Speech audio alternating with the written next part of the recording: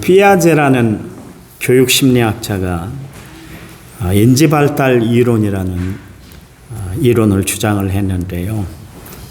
그 사람이 어린아이의 마음이 꼭 백지장 같아서 그 백지장에다가 어떤 그림을 그리냐에 따라서 그 사람의 미래가 달라진다. 그런 이야기를 했어요.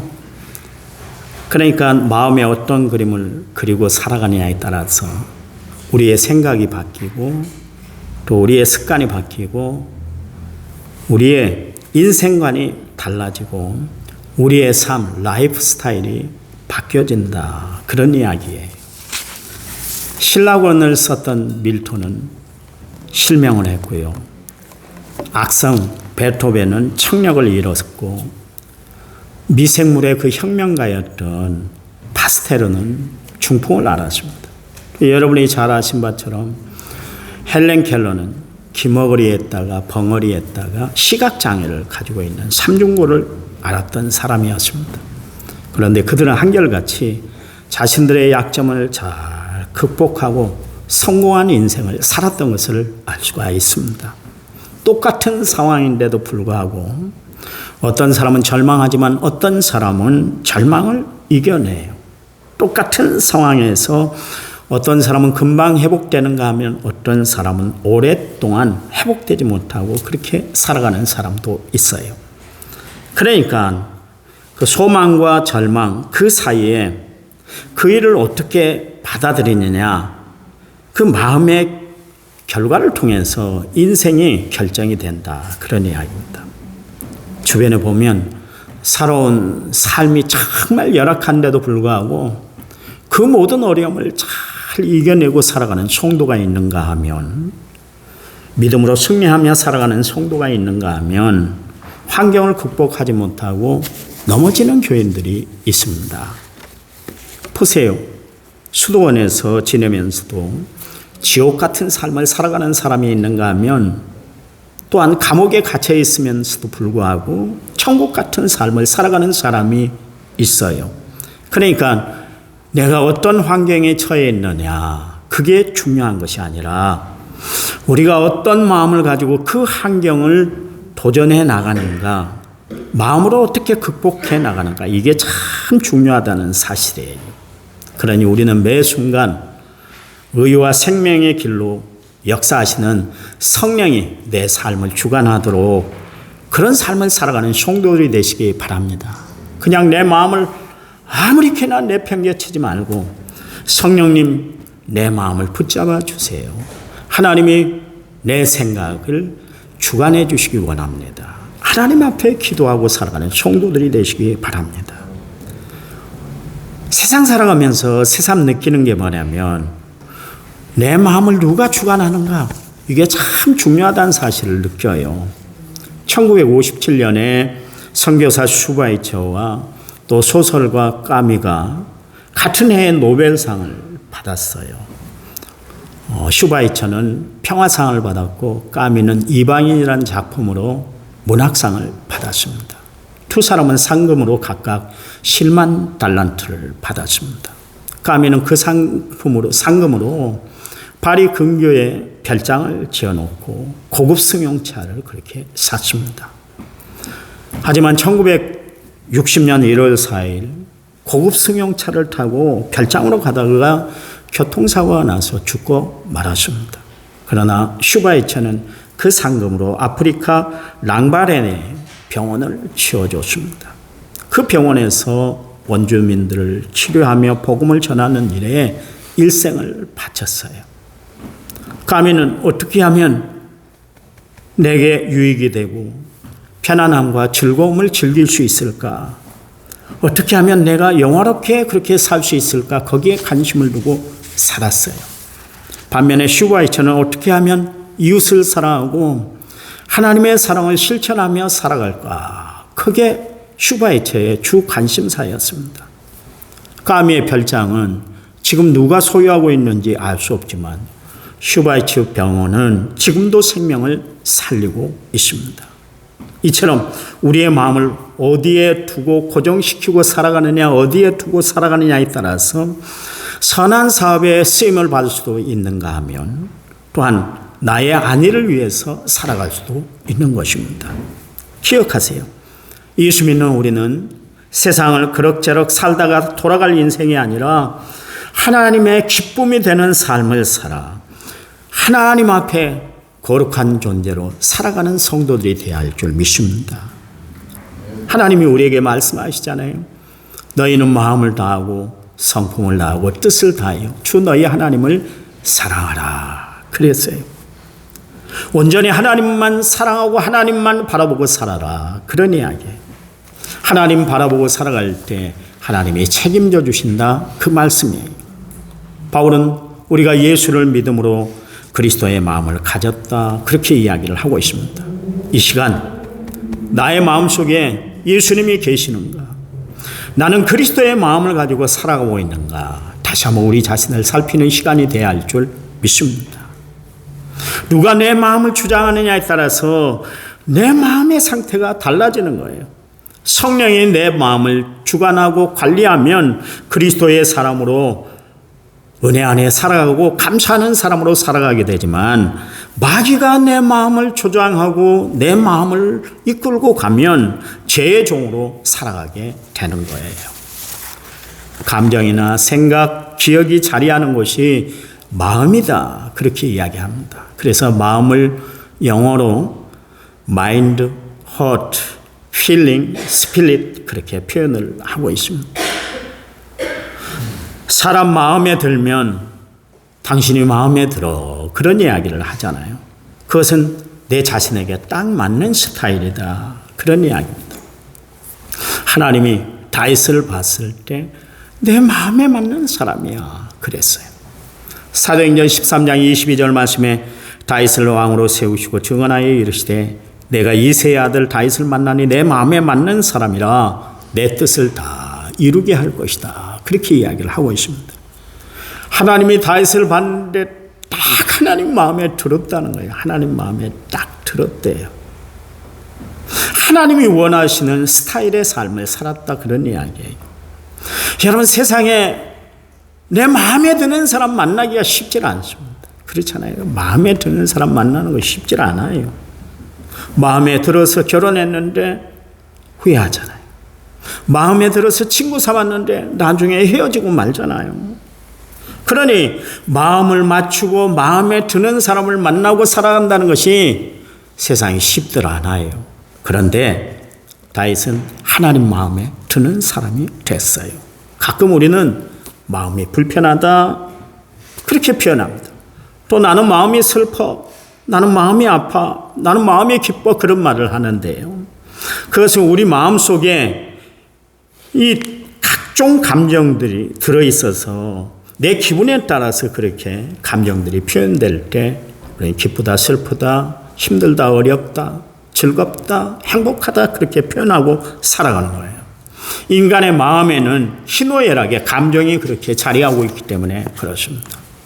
예수님이 가룟 유다를 제자 삼았잖아요. 그런데 이 가룟 유다 때문에 예수님의 마음이 얼마나 아프셨던지 차라리 너는 세상에 태어나지 않은 것이 좋을 뻔했어 그런 이야기를 하셨어요. 세상에 태어난 것이 너는 비극이야 그런 이야기예요. 사실 가룟 유다는 예수님이 뜻하는 바와는 정반대의 길을 걸어갔어요. 그는 유다 민족을 해방시키는 민족 독립가로 예수님과 함께 보조를 마쳤습니다. 그러니 예수님이 말씀하신 내용, 예수님이 하신 일과는 정반대의 길을 걸어가고 말았어요. 여러분 가룟 유다라고 부른 것은 그 당시에 유다라는 이름이 참 많았습니다. 야곱의 네 번째 아들이 유다인데요. 이 유다라는 이름의 뜻이 뭐냐면 찬송이라는 뜻입니다. 그래서 유다라는 이름이 이스라엘에 참 많았어요. 그래서 예수님의 제자 중에 예수님을 팔았던 이 유다를 좀 달리 좀 불러야 될 거 아니겠어요? 그래서 그가 태어난 지역이 캐리옷입니다. 그래서 가룟 유다다 그렇게 이야기를 하고 있습니다. 가룟 유다라는 것은 그가 캐리옷에서 온 유다다 그런 뜻입니다. 이 캐리옷이라는 것은 이스라엘 그러니까 예루살렘에서 약 12마일 떨어졌습니다. 20km 떨어진 곳에서 왔어요. 예수님의 제자들이 대부분 갈릴리 호숫가 주변의 사람들이었는데 불구하고 가룟 유다는 그렇게 육지에서 왔어요. 그리고 자기가 스스로 예수님의 제자가 되기 위해서 찾아온 사람이 가룟 유다였습니다. 여러분, 가룟 유다를 보세요. 얼마나 열정이 넘치는 사람이었는지 몰라요. 또 셈을 잘했어요. 계산을 잘했다, 그런 이야기예요. 그래서 예수님의 제자 중에 마태가 세리였잖아요. 늘 돈 세는 일을 했던 사람이 마태였는데 불구하고 마태를 사용하지 아니하고 예수님은 가룟 유다를 재정을 맡겼어요. 그런가 하면 빌립은 셈이 빠른 사람이었어요. 금방 숫자 개념을 파악을 하고 얼마 돈이 들겠다, 이게 계산이 착착착착 나왔다는 사람이 빌립이었는데 불구하고 빌립을 사용하지 아니하고 가룟 유다를 예수님 재정을 맡는 그런 일들을 맡겼던 것을 알 수가 있습니다. 그 정도로 인정을 받고 정말 그렇게 살았던 사람이 가룟 유다였습니다. 그런데 그가 돈에 대한 욕심, 돈에 대한 애착, 그것이 결국 재정에 손을 대기 시작을 한 거예요. 그래서 요한복음 12장 6절 말씀에 보니까 그는 도둑이라 동계를 맞고 거기 넣는 것을 훔쳐갔다, 그렇게 이야기를 하고 있습니다. 처음 가졌던 그 순수한 마음이 사라져버리니까 자꾸 엉뚱한 행동, 마귀가 좋아하는 생각과 행동을 했던 거예요. 그게 그의 순수한 마음을 오염시키는, 잃어버리게 만드는 배경이 되었습니다. 그의 잘못된 습관, 잘못된 마음이 마귀가 가룟 유다의 마음을 사로잡는 그런 계기가 되고 말았다, 그런 이야기입니다. 요한복음 13장 2절 말씀에 마귀가 벌써 시몬의 아들 가룟 유다의 마음에 예수님을 팔려는 생각을 넣었다, 그랬습니다. 자꾸 엉뚱한 것에 그렇게 신경이 쏠리다 보니까 마귀가 그를 이용해서 예수님을 팔 생각을 그의 머리에다가 마음에다 탁 집어넣어 버렸다, 그런 이야기예요. 우리가 마음 관리를 잘못하면 마귀에게 송두리째 내 마음을 내주고 살아갈 수가 있어요. 여러분, 요한 3서에 보면 디오드레베라는 사람이 있는데요. 이 사람은 교회 장로였습니다. 처음 장로가 됐을 때 얼마나 성도들이 그의 신앙이 참 곱고 아름답고 또 충성하고 헌신하는 모습을 보고 교회에서 그에게 기름 부어서 장로로 세웠단 말이에요.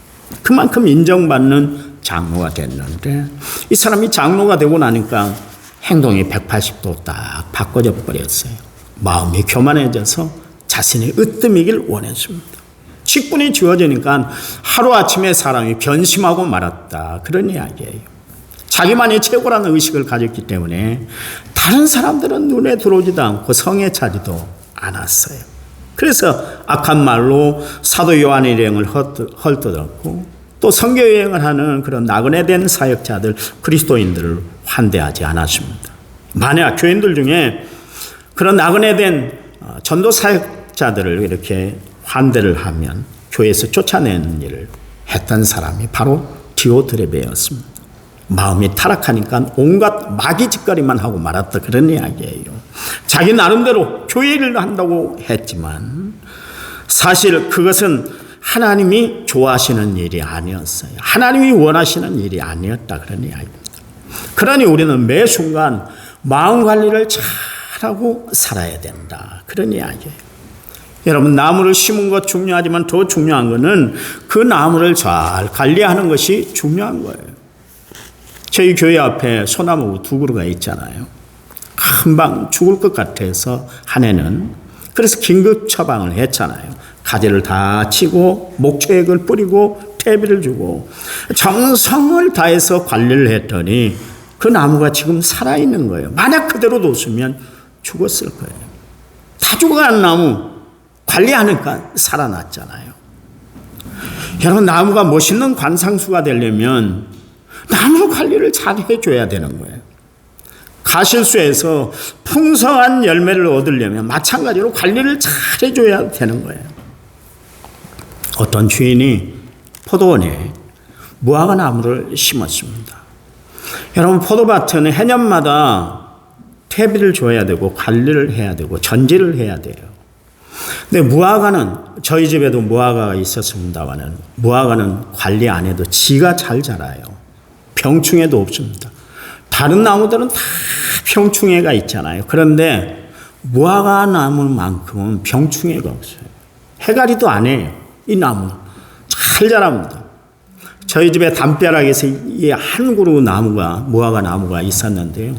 담벼락에서도 어떻게 그렇게 잘 자랐는지 전지를 안 해도 비료를 안 뿌려도 잘 자라요. 그러니 여러분, 포도밭에다가 무화과를 심었다는 것은 가장 좋은 밭에다가 정말 무화과를 심은 거예요. 그럼 왜 주인이 그런 일을 했을까요? 열매를 거두기 위해서.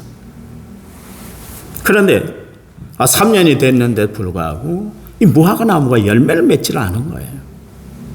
그래서 하루는 주인이 찾아와서 포도원 지기에게 이야기를 했습니다.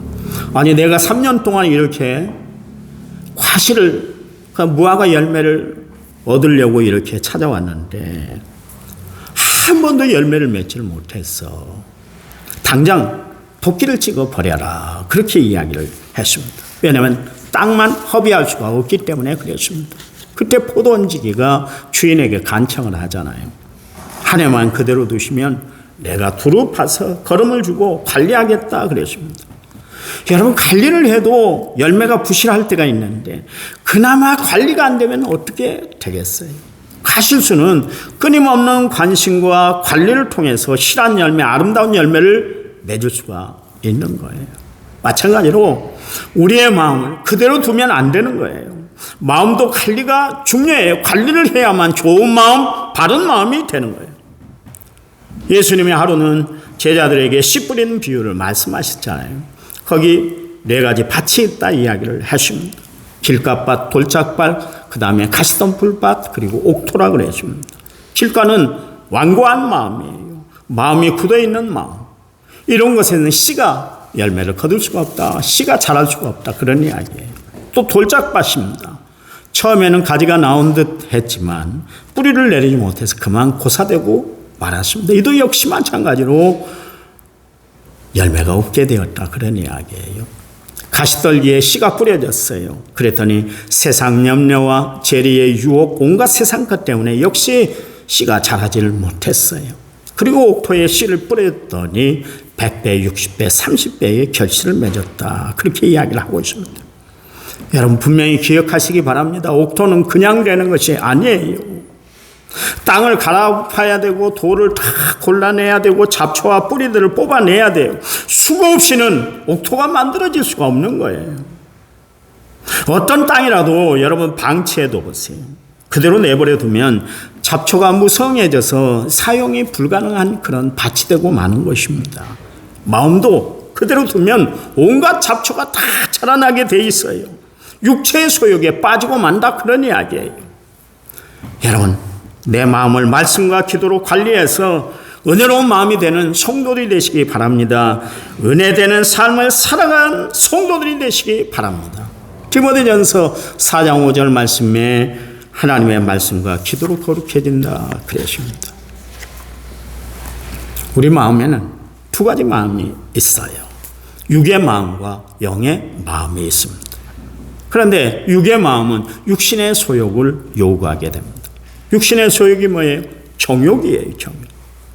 인간은 욕심이 얼마나 많든지 한도 끝도 없이 그렇게 욕심을 부리면서 살아갑니다. 많은 사람들이 마음을 비우지를 못하고 욕심 충만으로 살아가는 것 같아요. 하나로 만족하지 못하고, 둘을 얻으면 둘로 만족하지 못하고, 4개를 얻으면 4개로 만족하지 못하고 살아가는 것, 다 욕심 때문에 그렇습니다. 인간의 정욕이 욕심을 부리게 만든다, 그런 이야기예요. 또 사람들은 쾌락 누리고 살아가는 것을 얼마나 좋아하든지요.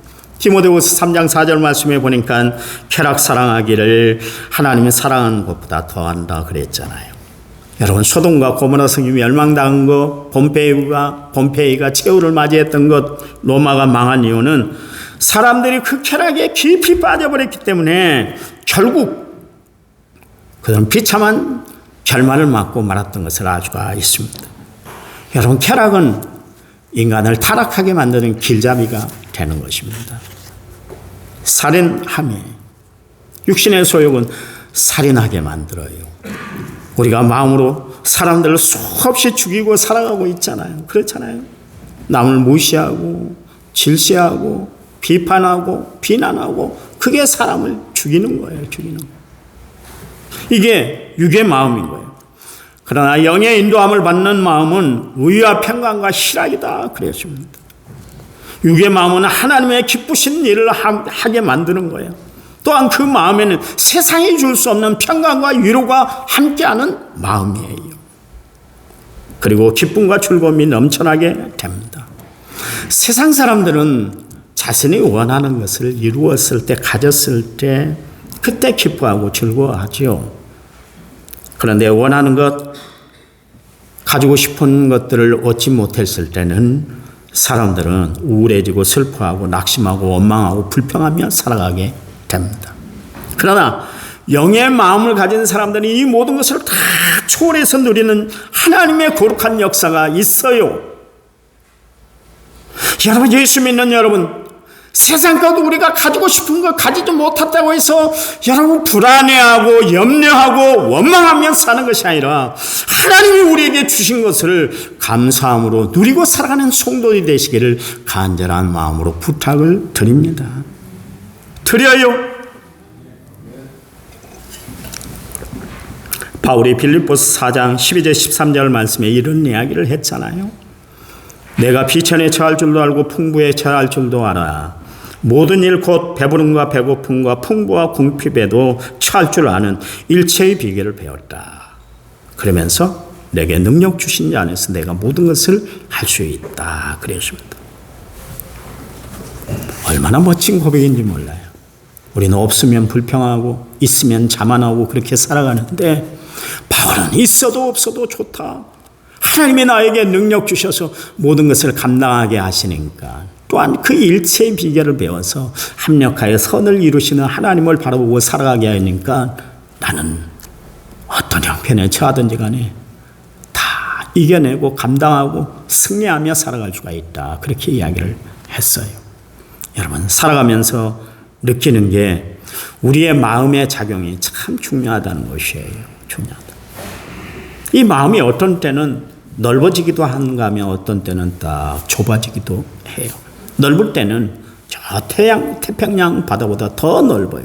그러나 좁아질 때는 바늘구멍 하나 들어가지 않을 정도로 좁아 터지는 마음을 가지고 살아갈 때가 있어요. 그게 우리네 마음이에요. 사실 이 마음 안에 우리가 모든 것을 다 담고 살아가고 있잖아요. 그렇잖아요. 은혜, 사랑, 믿음, 기쁨, 감사, 또한 원망, 불평, 시기, 질투까지도 다 이 마음 안에 우리가 담고 살아가고 있어요.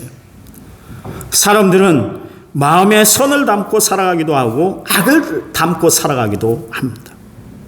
선한 마음, 선한 양심이 작동하면 자신이 의의 그릇으로 사용될 수 있습니다. 그러나 악한 마음, 악령의 지배를 받으면 여러분 악의 도구로 이용이 되고 마는 것입니다.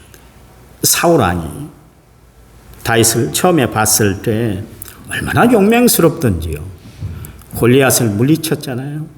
이스라엘 나라에서 최고의 영웅이 됐잖아요. 야, 대단하다 생각을 했어요. 야, 신앙도 좋네. 그랬어요. 그래서 자기를 그 다윗을 사위로 삼았잖아요. 그처럼 다윗을 좋아했어요.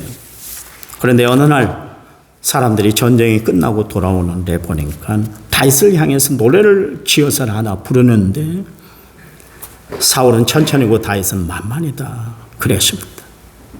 사울이 한 번 정도는 들을 수 있었어요. 듣기 좋았을 거예요. 그래, 내가 사위 하나는 잘 얻은 것 같아. 그런 마음을 가졌을 거예요.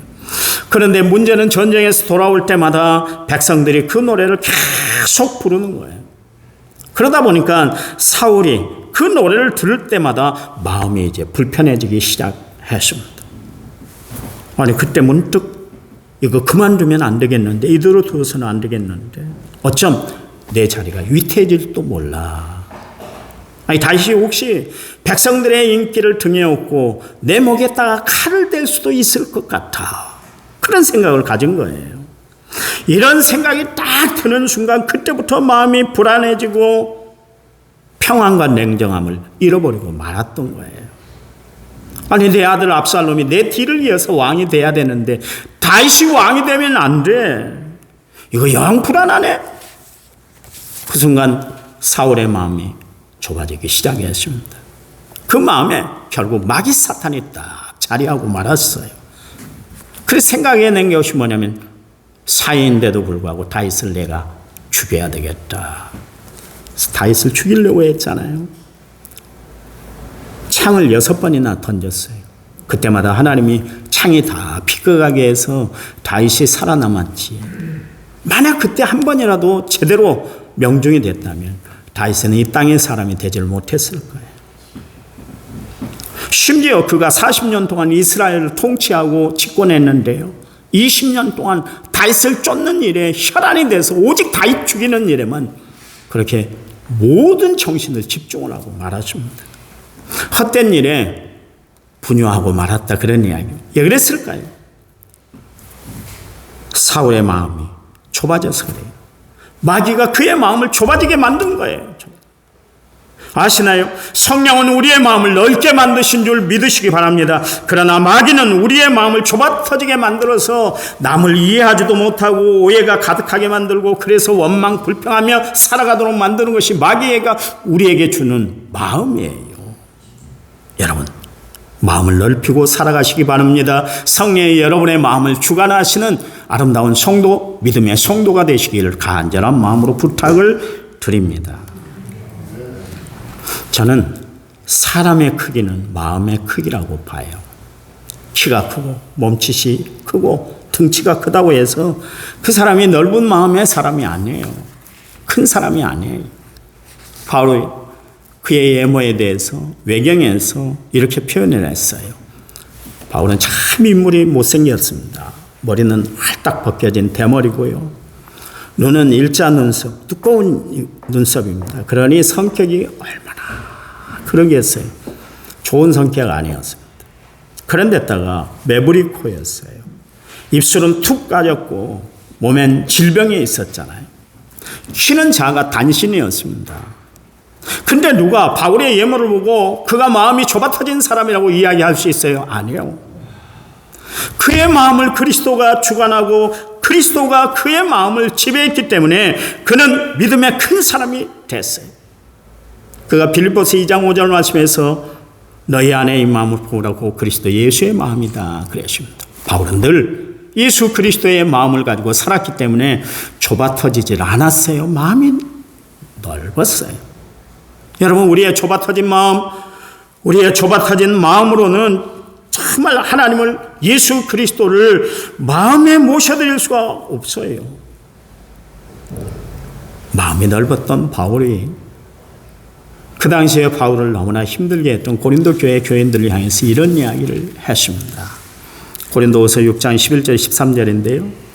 고린도인들이여, 너희를 향하여 우리 입이 열리고 우리의 마음이 넓어졌으니 너희가 우리 안에서 좁아진 것이 아니라 오직 너희 심령에서 좁아진 것이니라. 내가 자녀에게 말하듯 하노니 보답하는 것으로 너희도 마음을 넓혀라 그랬습니다. 좀 넓히고 사세요. 그런 이야기.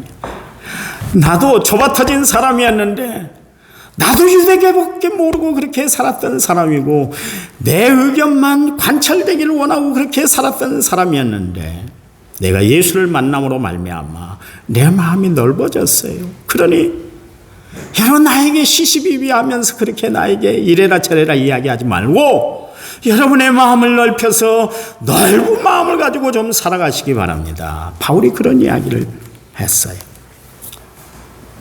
성도 여러분, 마음의 평수를 넓히고 살아가시기 바랍니다. 여러분, 집만 넓히고 아파트 집만 넓히고 살아가는 사람들이 아니라 마음의 평수도 넓히고 살아가는 성도들이 되시기 바랍니다. 갈피를 못 잡고 중심 잡기 힘든 세상을 우리가 버텨내고 이겨내려면 마음 중심을 잘 잡아야 돼요. 여러분, 마음 관리를 잘 하셔서 원망의 쓴뿌리를 뽑아내시기 바랍니다. 세상 것으로 가득한 불평과 시기, 질투의 장가지를 다 쳐내시고 건강한 믿음 생활을 해나가는 성도들이 되시기를 간절한 마음으로 부탁을 드립니다. 그래요. 마음 관리를 잘 하시고 살아가세요. 성령이 내 마음을 주관하도록 말씀이 내 삶을 관리하도록 해서 늘 충만한 은혜 가운데 승리하는 삶을 살아가는 믿음의 성도들이 되시기를 간절한 마음으로 부탁을 드립니다. 부탁드려요. 누구를 대하든 정말 감사하는 마음으로 대하고 누구를 대하든 원망과 시비가 없이 늘 기쁨으로 대하는 성도들이 되시기를 간절한 마음으로 부탁을 드립니다. 하나님 감사해요. 우리의 마음을 주관하신 분이 하나님이고 성령님이십니다. 이 시간 우리의 마음의 주인이 되어주셔서 우리의 마음을 넓혀 주시고 넓은 마음, 하나님의 마음, 성령님이 주관하는 마음이 되도록 하나님 우리의 마음을 하나님이 붙잡아 주시옵소서. 함께 하실 것을 믿습니다. 이제는 길이요 진리요 생명 되신 우리 주 예수 그리스도의 은혜와 하나님 아버지의 지극하신 사랑과 성령님 위로교통의 충만한 역사가 오늘 말씀을 받은 모든 성도들 위에 이제부터 영원토록 함께 하시기를 간절히 축원하옵나이다. 아멘.